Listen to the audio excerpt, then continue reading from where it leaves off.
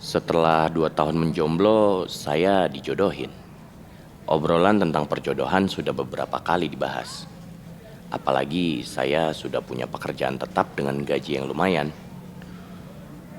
Waktu pun seolah memberi sinyal ketika teman-teman seangkatan saya satu persatu menikah. Bahkan ada beberapa dari mereka yang udah punya anak. Sementara anak saya cuma aplikasi smartphone dan musik-musik yang secara sambilan saya ciptakan. Kalau boleh jujur, sebenarnya saya nggak ada rasa iri sama mereka yang udah nikah. Tapi ada kalanya rasa nyaman dalam kesendirian berubah jadi kejenuhan. Tanpa saya sadari, saya pun mulai mencari cinta sejati dimanapun dia bersembunyi.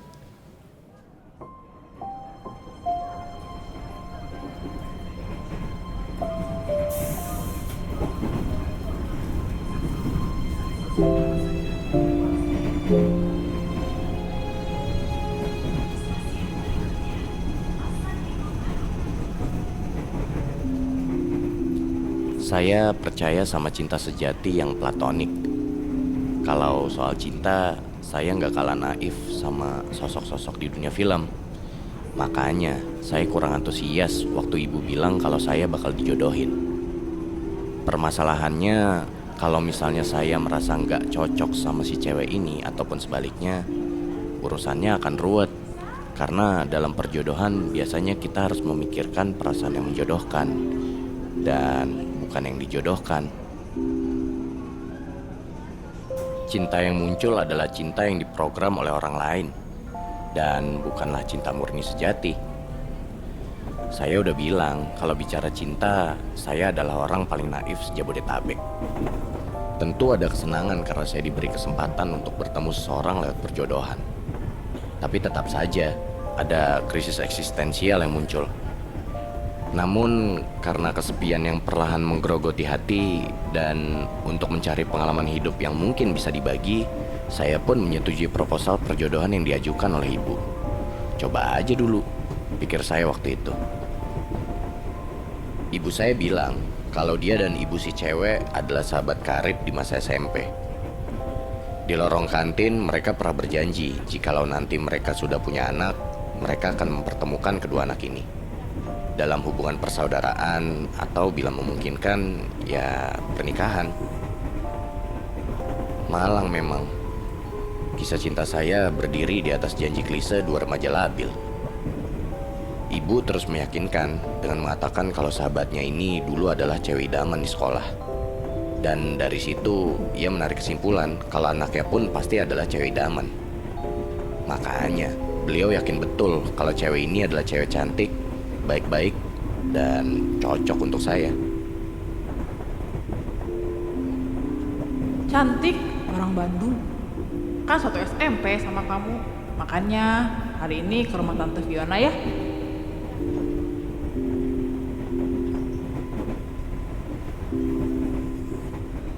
Waktu itu pertama kalinya saya ketemu keluarga si cewek. Matahari terbenam. Air berjatuhan di jendela kereta, membentuk akar-akar menjalar ke samping. Bau keringat memenuhi sisi gerbong yang penuh sesak dengan para pekerja keras. Sosok mereka kesepian dan lelah. Lalu di tengah-tengahnya ada saya, berdiri di bawah laju kereta untuk bertemu sang jodoh. Tapi saya nggak sendiri. Di samping saya ada perempuan aneh berambut panjang yang sedari tadi cekikikan kayak pintu karatan. Saya baru saja membagi cerita perjodohan kepadanya. Dak, diem-diem aja, Dak. Iyalah, slow kali pos. Paling gue chat di grup, pos kan dijodohin. Gue cukur lo sampai botak. Tapi jujur sih pos, gue dukung banget lo dijodohin. Siapa tahu lo bahagia. Jangan lupa temen tapi BTW, namanya siapa? Tahu belum? Nggak dikasih tahu sama nyokap. Katanya biar surprise. Ada pesan dari ibu. Bos Kak, ibu udah sampai di rumah Tante Fiona. Hati-hati hujan angin. stasiun. Mungkin bisa ketemu di sana. Leo siapa? Anaknya Tante Fiona. Jantung saya lepas landas. Waktu dengar nama itu, terlintas sebuah kenangan tentang seorang perempuan yang saya kenal semasa saya SMP. Lalu muncul sebersit harapan bahwa Leo yang dimaksud ibu adalah Leo yang sama. Siapa? Doi. Cie. Bukan, nyokap. Namanya Leo katanya. Cowok. Cewek. Ye, tolol. Leo. Leo. Jangan-jangan Kak Leo yang dulu. Tidak mungkin. Ye, siapa tahu. Coba tanyain dulu SMP-nya di mana? Nyokap gue bilangnya sih satu SMP. Beneran? Iya. Beneran Kak Leo yang itu dong. Wah, gila juga sih. Lo jadi berondong nih. Belum tahu kali dah. Bisa aja Leo yang lain. Ye, siapa lagi gembel?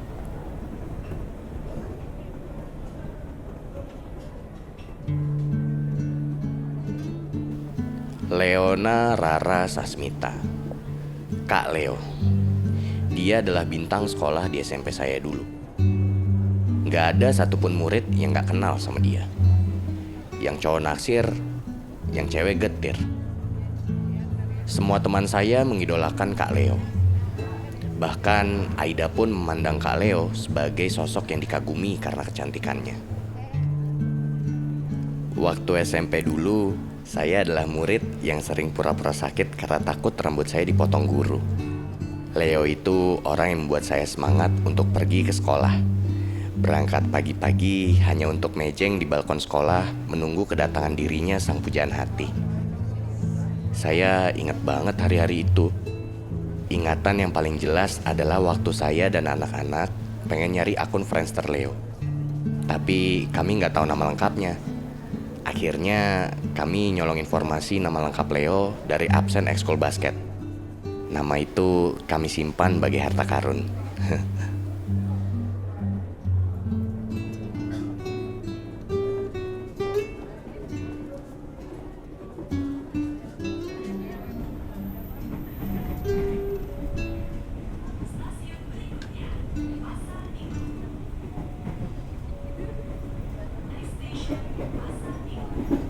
Wah, traktir ya. Nggak mau tahu gua. Saya cuma bisa mesem-mesem doang. Tapi saya nggak mau berharap terlalu jauh.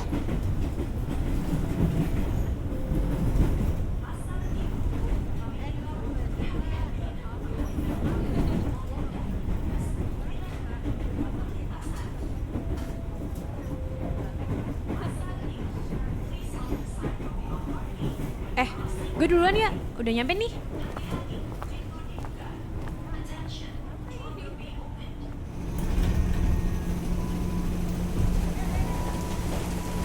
Bos, sikat.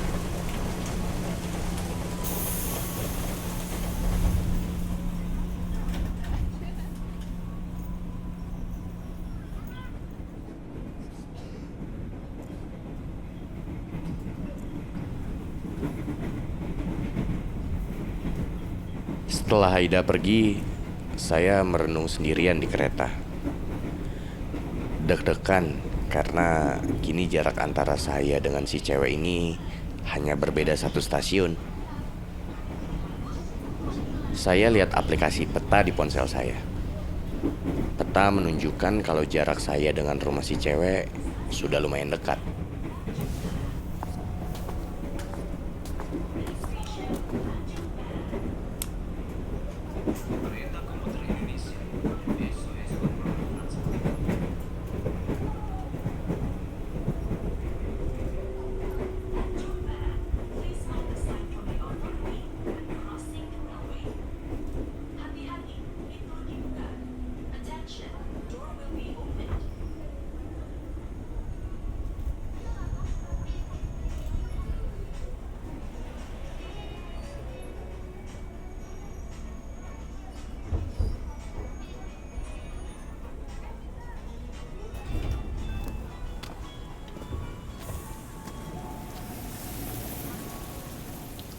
Baru saja saya turun.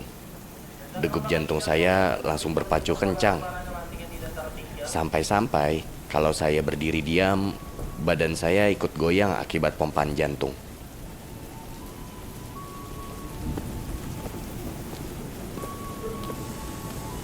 Leo di minimarket sana pakai sweater coklat.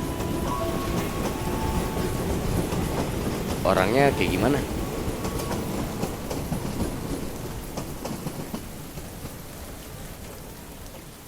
Ibu nggak balas lagi. Kebetulan saya lagi jalan di dekat minimarket. Di sana ada beberapa orang yang juga lagi menunggu hujan. Tapi cuma ada satu perempuan yang pakai sweater coklat. Perempuan itu membelakangi saya menghadap badai. Rambutnya hitam seleher dengan ujung yang melambai tertiup angin. Kakinya menjinjit seperti kebosanan. Saya mondar-mandir dulu karena ragu untuk menghampiri. Setelah mengumpulkan keberanian, saya pun melangkah maju. Dan gadis itu menoleh, bersamaan dengan petir.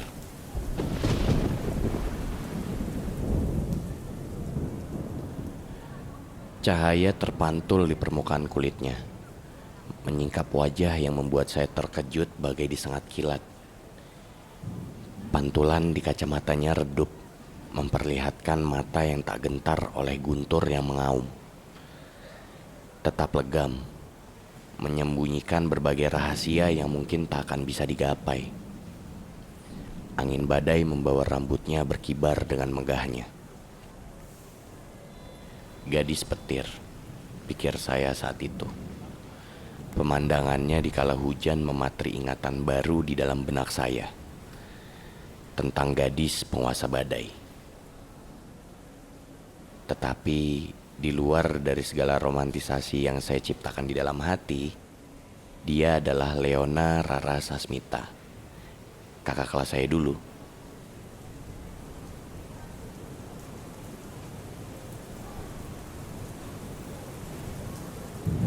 Saya mematung, bingung untuk memulai. Leo mendekati saya sambil menyipitkan matanya berusaha untuk melihat lebih jelas. Saya juga mendekatinya dengan langkah ragu-ragu. Poska ya? Iya. Wajahnya nggak berubah. Pipinya masih terlihat empuk seperti bayi. Poninya juga masih rata sealis. Yang berbeda hanyalah kini ia memakai kacamata bundar dengan frame hitam yang tipis. Saya tidak bisa protes karena kacamatanya sangat cocok dengan wajahnya.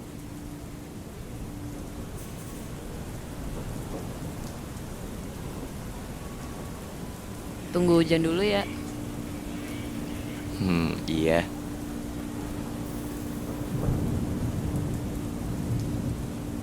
Sebenarnya saat itu saya membawa payung lipat. Tetapi entah mengapa saya malah menyetujui perkataan Leo. Atau mau pakai taksi online aja? Nggak usah, udah deket soalnya.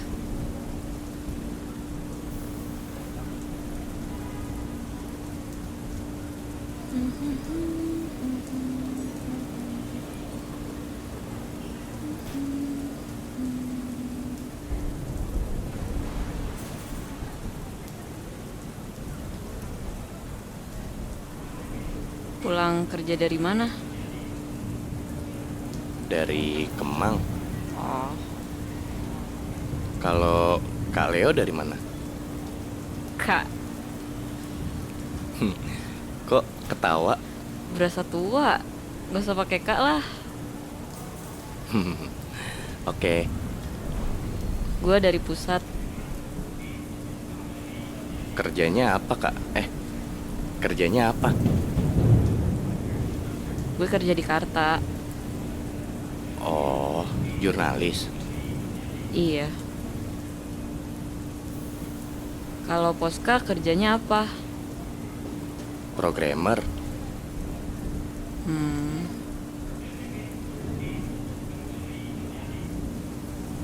Masih ngeband. Kok tahu gue ngeband? Waktu pensi dulu, lu manggung kan? Iya ya. Bawain lagu Naif kan waktu itu?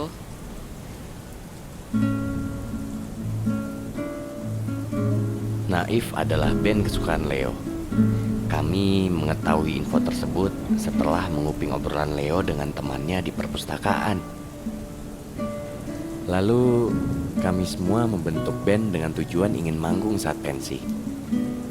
Karena saya adalah satu-satunya anak yang tidak bisa bermain alat musik, saya berlatih berminggu-minggu sampai jari kapalan. Ternyata Leo mengingat penampilan kami. Juga saya yang hanya menjadi pemain bass asal-asalan waktu itu. Bersakit-sakit dahulu, bersenang-senang kemudian. Tanpa saya sadari, wajah saya berubah merah dan senyum lebar terpampang di wajah saya seperti orang bodoh. Masalahnya, ledakan kebahagiaan ini terlalu besar untuk bisa saya pendam. Bukan salah saya, tapi salah Leo. Kalau begini, saya rasa perjodohan atau krisis eksistensial pun bisa saya terima. Jadi masih ngeband? Udah jarang sih. Udah susah nyari waktu juga. Lagian temen gue juga ada yang di luar daerah gitu. Oh, Masih inget aja. yuk jalan. Kami naik angkot. Dan karena cukup ramai penumpang, kami duduk bersebelahan. Saya berusaha memberi jarak antara kaki saya dengan kaki Leo. Masih malu soalnya. Sepanjang perjalanan, saya tidak berani melihat ke arah Leo. Namun, sesekali saya mendengar Leo bersenandung pelan. Hari ini, hati saya sangat berbunga-bunga. Firasat juga baik. Selang beberapa waktu, kami turun di depan sebuah jalan yang di kanan kirinya terdapat toko-toko beragam. Kami berjalan menelusuri jalan tersebut. Saya melihat ke sana kemari memandang toko-toko kebab, ayam, dan toko parfum dengan wanginya yang menyengat. Walau wangi paling harum didonasikan oleh Leo. Sayangnya, tak ada tempat untuk berteduh. Duh, hujan lagi. Hampir aja gue jatuh. Kak, nih, pakai aja. Bareng aja. Saya tidak pede, tidak berani mengajak Leo untuk payungan berdua. Bodohnya, saya lari tanpa mengetahui letak rumah Leo. Beberapa ratus meter kemudian, saya menemukan warung es krim dengan atap yang bisa dipakai untuk berteduh. Seluruh pakaian saya sudah basah kuyup, tapi saya tidak pusing karena merasa begitu senang. Tanpa berpikir, saya langsung membeli 2 buah es krim. Kak, kelewatan. Nih kak, Hujan-hujan begini. Leo tampak kurang antusias menyambut es krim yang saya belikan. Neduh dulu aja kali ya kak. Tuh kan, manggil Kak lagi. Oh iya lupa. Saat itu euforia melanda hati dan pikiran saya. Oleh karena itu, kemampuan saya untuk mencari topik pembicaraan meningkat pesat. Udah pernah ke Ragusa? Toko es krim gitu ya? Iya, toko jadul gitu. Belum pernah sih. Minggu depan rencananya gue mau ke sana sih. Oh ya? Iya. Ngapain? Mau foto-foto aja sih. Oh, Mau ikut gak?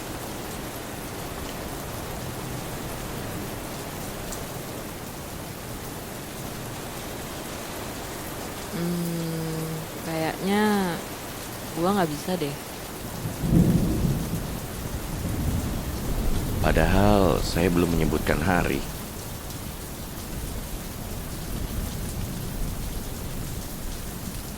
Saya mengangguk dan hendak bicara, namun kerongkongan saya tidak mau mengeluarkan suara.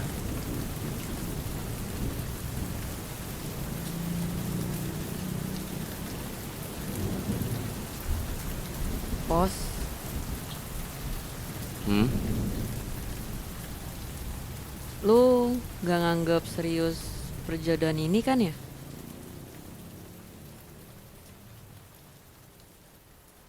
Gue sih pengen klarifikasi aja.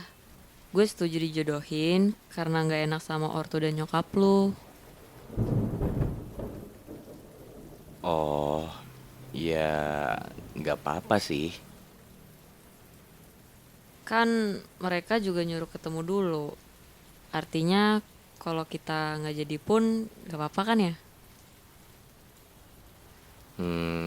Iya sih. Niatnya gue biarin dulu nih kita ketemu. Mungkin sebulan, 2 bulan. Terus, Bilang nggak cocok atau apa gitu ya? iya, sorry bukannya gimana. Gue lagi deket sama orang juga soalnya. Oh, Maaf ya, maaf banget. Gue klarifikasi di awal aja. iya, selalu kok gua. Temenan aja selalu kan ya? Tos dulu dong. Yoi.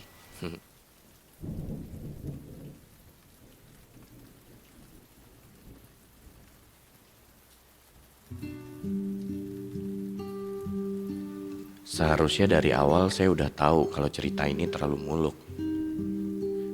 Saya bukanlah pangeran tampan yang menjemput putri. Saya hanya orang biasa. Leo itu kembang harum di tengah lapangan. Sementara saya hanyalah jamur di pojokan kelas. Terlalu lama sendiri membuat saya gampang menaruh harapan di hal-hal mustahil. Saya jadi sedikit malu melihat tingkah saya yang terlalu menggebu-gebu dan ceroboh ketika dilanda euforia semata.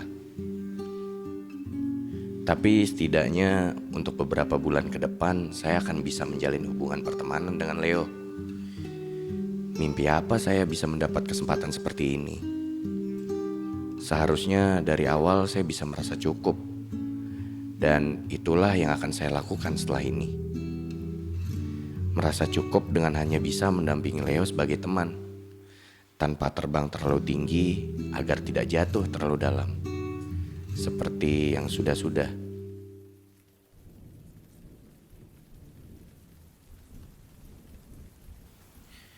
Saya sungguh berharap bisa melanjutkan kisah ini dengan pola pikir tersebut. Namun hati tidak sejinak itu.